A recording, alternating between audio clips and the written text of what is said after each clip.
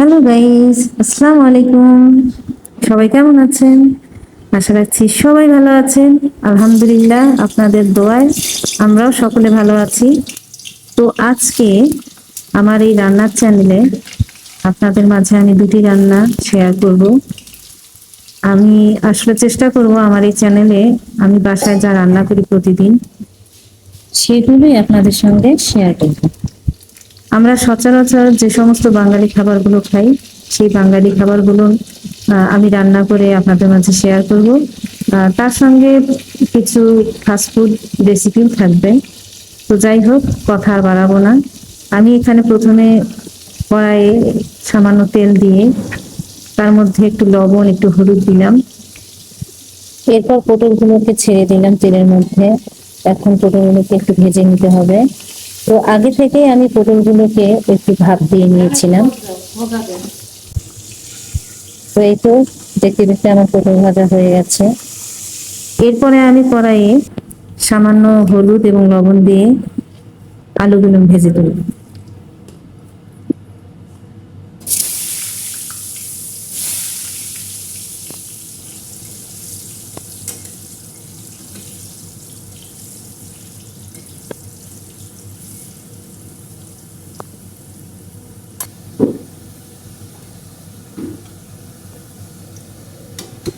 তো এই তো আমাদের আলু ভাজা হয়ে গেল।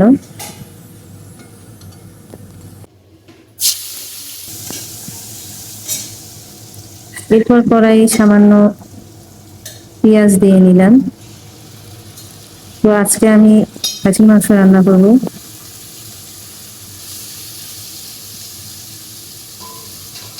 পটল এবং আলু দিয়ে খাসির মাংস ভুনা। তো প্রথমে খাসির মাংস দিয়ে দিলাম, তারপরে সামান্য হলুদ দিয়ে দিলাম, স্বাদ মতো লবণ দিয়ে দিলাম।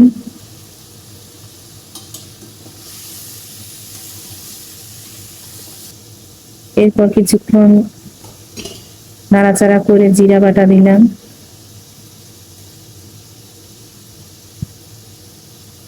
আদা বাটা দিলাম, রসুন বাটা দিলাম,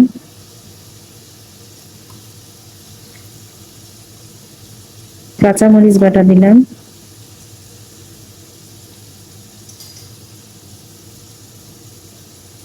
শুকনো মরিচ বাটা দিলাম।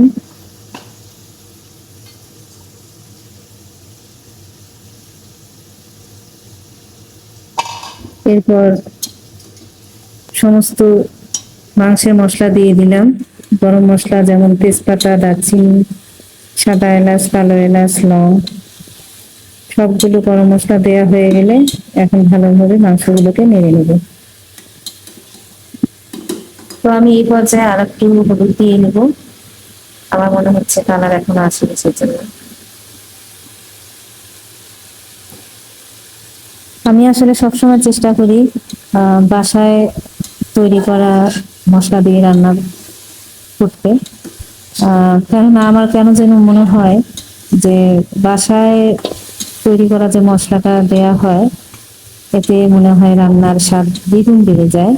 আর বাইরে যে সমস্ত মশলার প্যাকেট পাওয়া যায়, আসলে আমি বলবো না যে স্বাদ খারাপ হয়, সেগুলো তো স্বাদ অনেক সুন্দর হয়, কিন্তু এটার টেস্ট একেবারেই আলাদা। আপনারা অবশ্যই ট্রাই করে দেখবেন এবং আমাকে অবশ্যই কমেন্ট করে জানাবেন।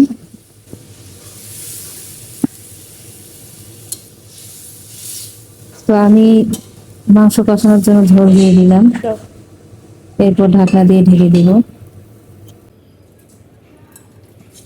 এবার অন্য একটি কড়াইয়ে আমি সামান্য তেল দিয়ে নিলাম।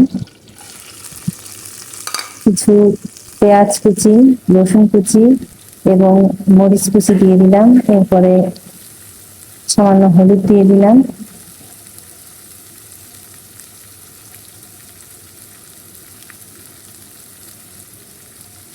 পরিমাণ মতো লবণ দিয়ে দিলাম।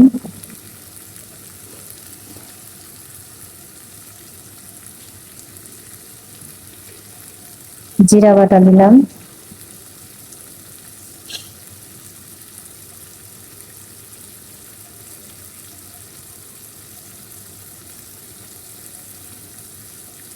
সামান্য কাঁচামরিচ বাটা দিলাম।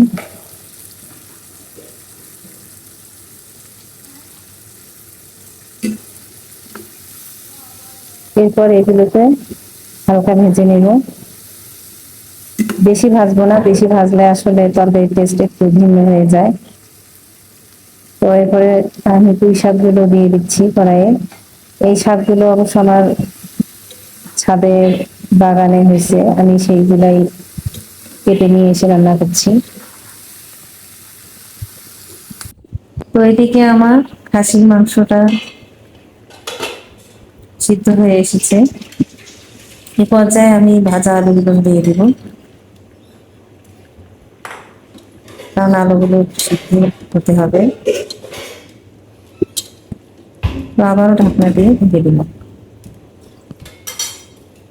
আর এদিকে আমার পুঁই শাক ভাজি প্রায় হয়ে গেছে।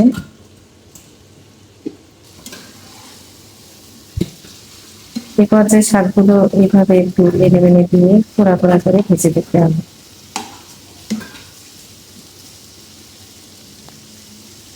তো এই তো আমার পুঁই শাক ভাজি হয়ে গেছে।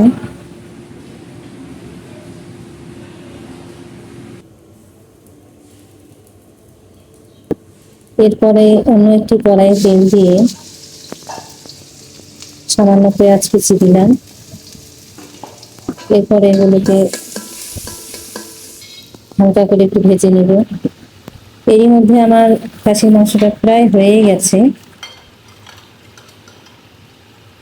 তো এর মধ্যে আমি আগে থেকে ভেজে রাখা যে পটলগুলো ছিল সেগুলো দিয়ে দিলাম।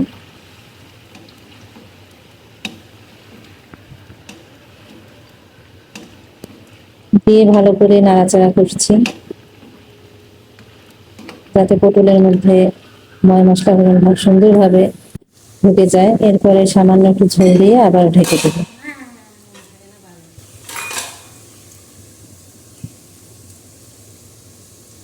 তো এদিকে আমার বেরেস্তা হতে হতে খাসির মাংসটা এতক্ষণে হয়ে গেছে। তো বেরেস্তাটা দিয়ে দিলাম।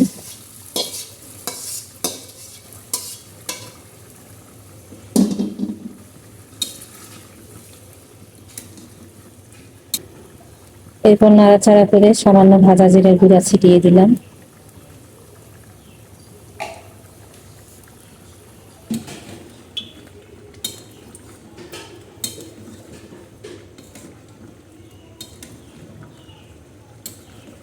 তো এই তো প্রায় শেষ হয়ে গেল আমার রান্না। আর একটু জাল হয়ে গেলে নামিয়ে নিব। তো আমার রান্না আপনাদের কেমন লাগলো অবশ্যই কমেন্ট করে জানাবেন।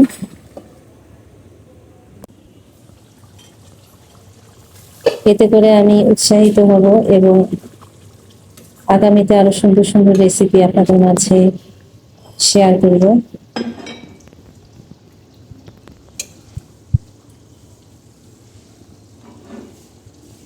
আসলে মানুষ তো অনেক রান্নাই জানে বা খায়, কিন্তু আমার কাছে কেন জানি মনে হয় যে বাঙালি রান্নার যে একটা স্বাদ, সাদা ভাত, মাংস অথবা আপনার মাছ, এই ধরনের খাবারগুলো আসলে অন্যরকম একটা টেস্ট। আমার কাছে বাঙালি খাবার অনেক প্রিয়, আমি খুবই পছন্দ করি বাঙালি খাবার।